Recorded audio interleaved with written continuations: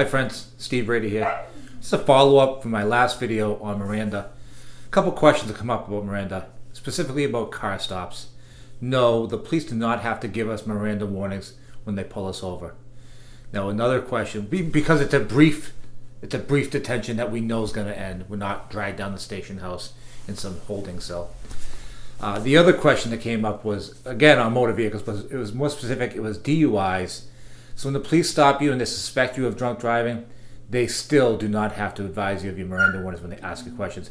How many beers have you had, or anything like that. As far as FSTs, they do not have to advise you of Miranda prior to giving field sobriety tests or the breathalyzer. Now, if you agree to do field sobriety tests and you speak during the field sobriety tests, they're going to use that against you. So if I start to do field sobriety tests and I say, man, I had a lot more, I had a lot of blue moons tonight, I'm sorry about this, they're going to note that in their report. Now, what happens if you don't do field sobriety tests? If you don't do field sobriety tests, or you don't take the breath tests, the police cannot use that, strike that, the prosecution cannot use that against you at court.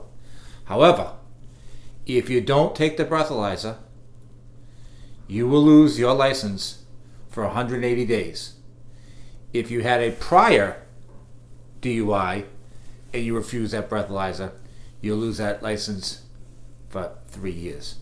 So there are consequences to not taking the breath test and not doing field sobriety tests. So those are a couple follow-ups on Miranda based upon our initial video. Have a great day.